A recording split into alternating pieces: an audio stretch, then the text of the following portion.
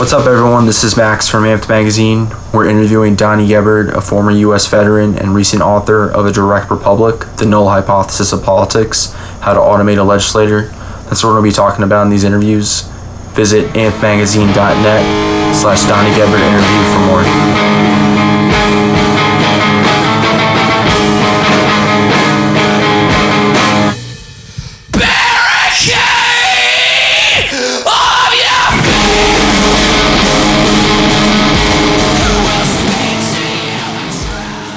Problem is being looked at critically by people who are younger and younger and younger. That's good. Yep. So and that means that there's more and more people who are now looking at that problem closer to what you and I are discussing than not. So I'm very, everything seems to be looking good. A lot of people talk shit about Donald Trump. I will tell you that Donald Trump has made so many presidential decisions that I would have made that everybody that I want you to just start thinking, maybe everybody doesn't know what all Donald's up to. Okay? He's destroying the United States dollar. He's not doing it with his mouth. He does everything else with his mouth. It's like a destruction tactic. His pen is destroying the dollar, and his mouth is making you think all is well. It's not well. And because it's a controlled collapse and Donald Trump kind of knows the details about it, doesn't seem to be freaking out about it, guess what? I'm almost certain it's fine on a macroeconomic level from where I sit. So I'm pretty sure the president, who probably gets slightly better information than me, might have a up-to-speed look at the thing. It looks all fine from where I'm sitting. Yeah. I think he's definitely changed the paradigm. Buy your crypto and wait. That's right. it. Yeah. Yep. Things are definitely going to change. And by 2025, I'd be surprised if there's a dollar. Now, 5 years is really fast, but I'm taking into account technology. Like, it took six or 8 years for the mark to die. That was not a technological age. So I'm saying they threatened Libra January 2020. And I'm saying starting January 2020, 5 years. I don't think the dollar is here. I don't know if we value stuff in dollars anymore.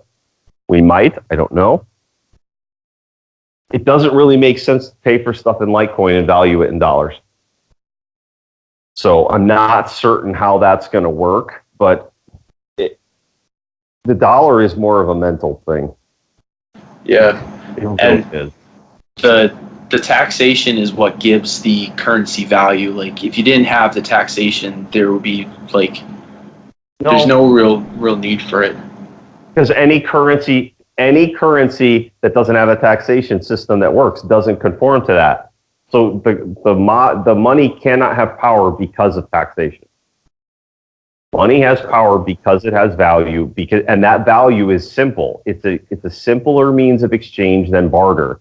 Simpler, accurate, fungible, portable means of exchange that doesn't have to bridge the barter system, right?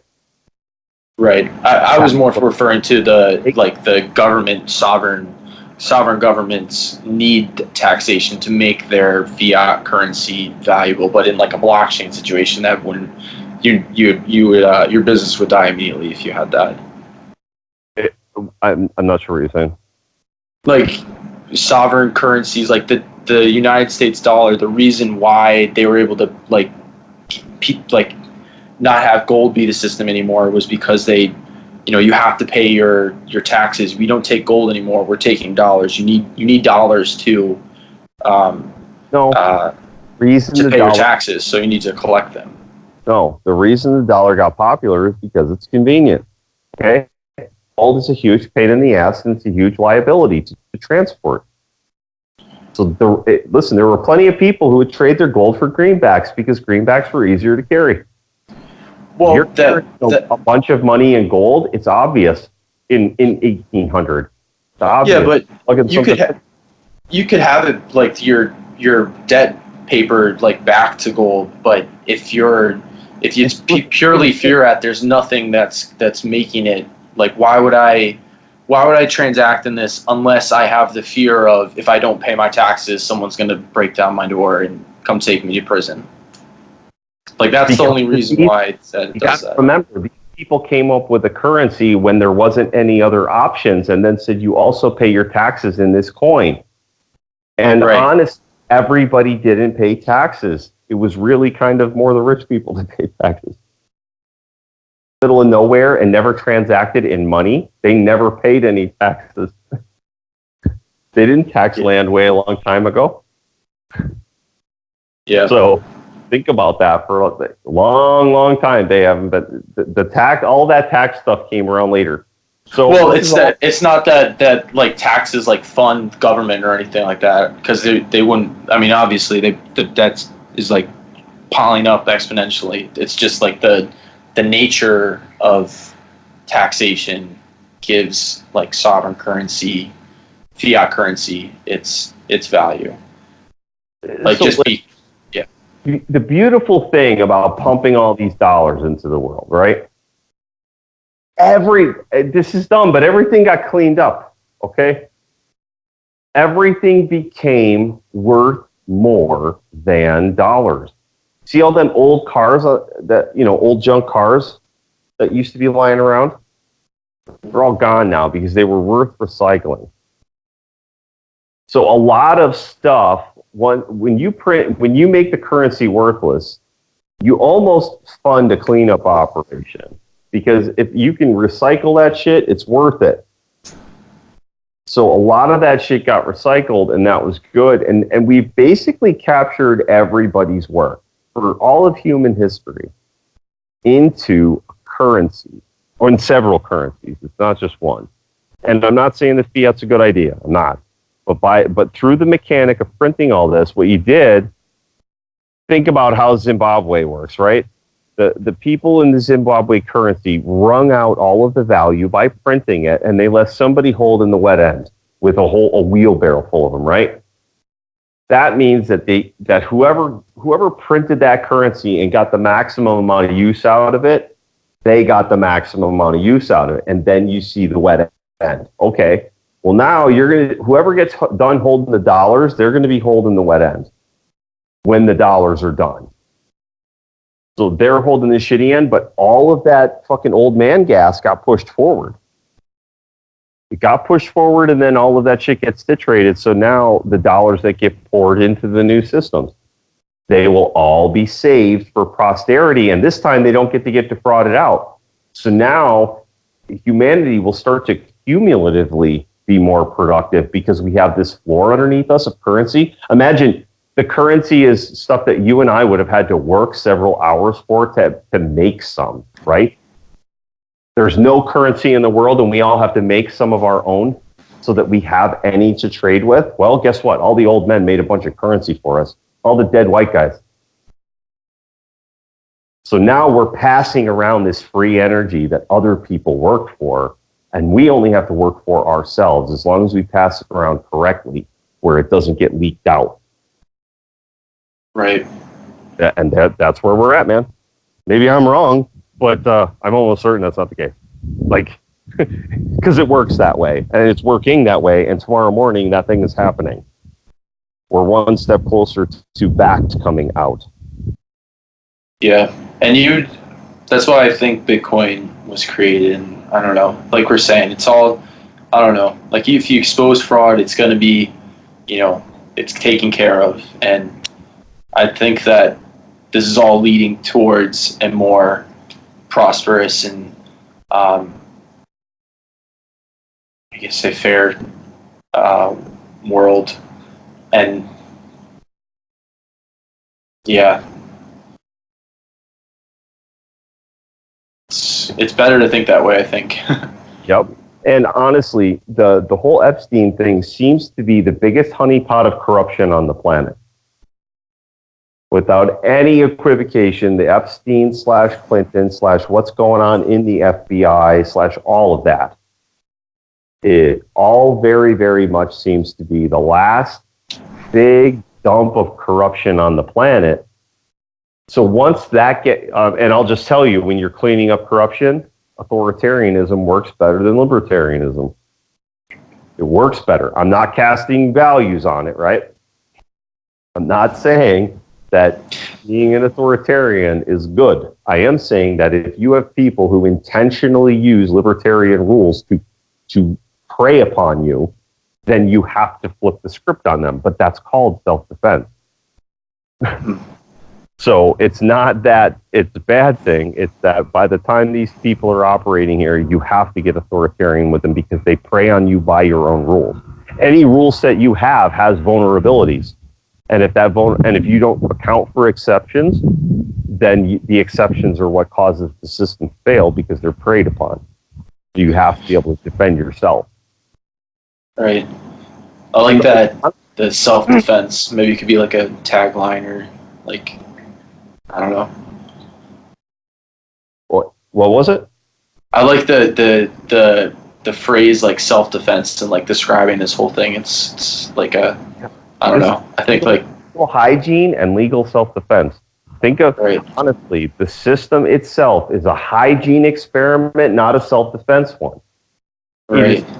And if you misperceive it, guess what? All warfare is based on deception. If you misperceive that the first layer in your life is hygiene instead of self-defense, then your own perception screws up the whole understanding of what law is supposed to be. So between those two, I'm not going to say nobody needs legal judo. I'm going to say anybody who needs legal judo is very much like a lawyer. Fuck them, they're on their own. Don't worry about it. Not you, not me, not something society has to worry about. Anybody who needed legal judo was fucking around with shit they shouldn't have been fucking around with anyway. And if they didn't know how to do it, that's how that works. So at a certain point, you and I will have a legal system that will not entertain immunities for certain people to perform certain actions. That way, when they lose their money, they lose their money. And we don't hear about a bunch of regulatory nonsense being spawned because somebody lost their money, right? So now we're not paying for systems to be on watch for somebody else to take exorbitant risk and then externalize the cost of adjudication on society either. You got to do it both ways. You got to make sure somebody can't prey on your legal system either. And that's the whole purpose of hygiene, is every legal silo doesn't have to touch the other. There's your hygiene. So I'm just like thinking, like, say we clean ourselves very well legally, and what would, like, your justice, like, say this happens in 2030, 2045, and all these elites who, like, maybe a Jeffrey Epstein, or like we could even say Donald Trump, for all the, you know, terrible wars that he's allowing to go on, and, you know, allowing the legal system as it is to kind of go on. Like, what would their justice look like? You know, will we start throwing Hillary Clinton's to, like, on an island and just being like, hey, you know, you had your shot? Or was there be any kind of, you know... You see, listen, here's the beautiful thing. Now, I don't want to say that certain things don't have to be taken care of. I don't want to say there's abandonment of problems, because there's not. Because the old system has to deal with Hillary Clinton. And as far as I'm concerned, it's the past. Hillary Clinton is a fucking relic of the past, no matter how we slice this conversation. So let's not get too caught up. The whole purpose of having this beautiful hard break and saying, you keep the federal system running as long as you dickheads can, we're all going to pull chocks and intentionally demonstrate that we are moving to another thing. We don't have to worry about Hillary. Hillary fucks with anybody in the new system, we'll deal with her like we fucking deal with it.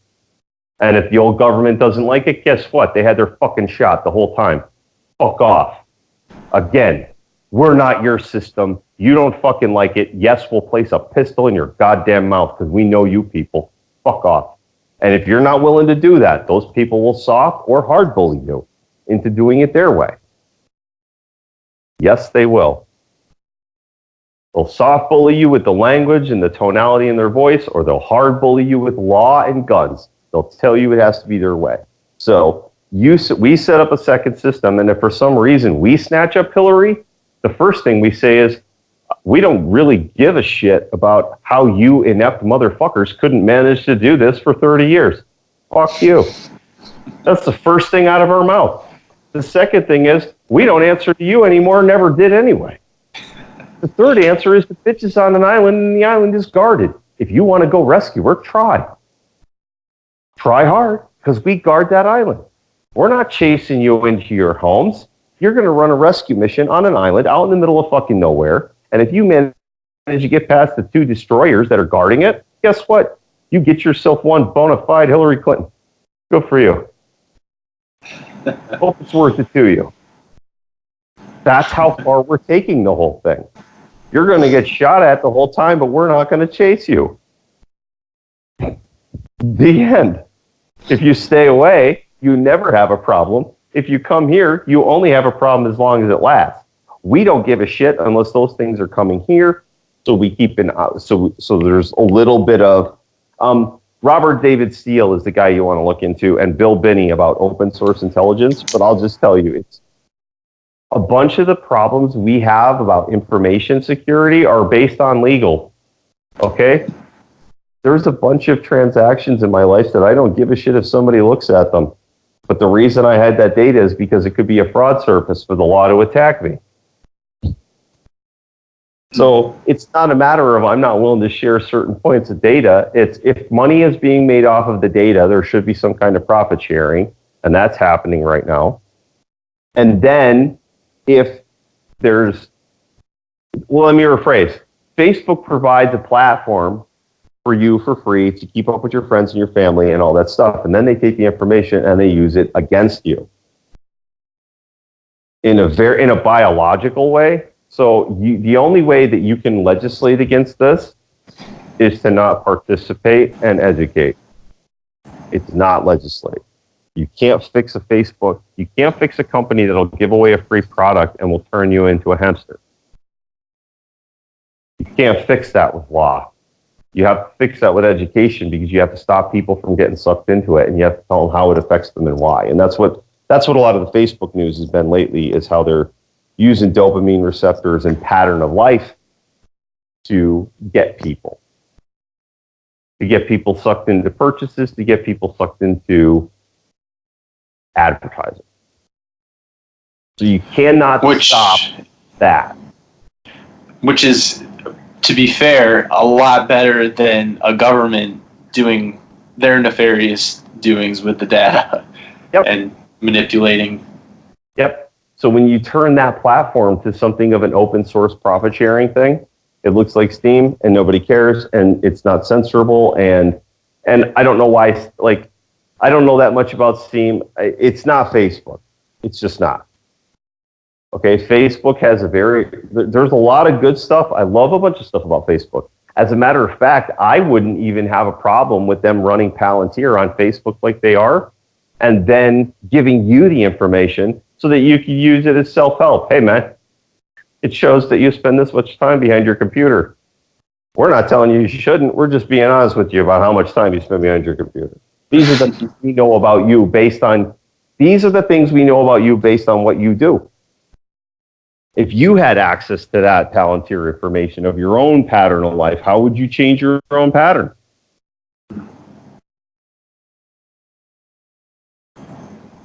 So that information is meta information.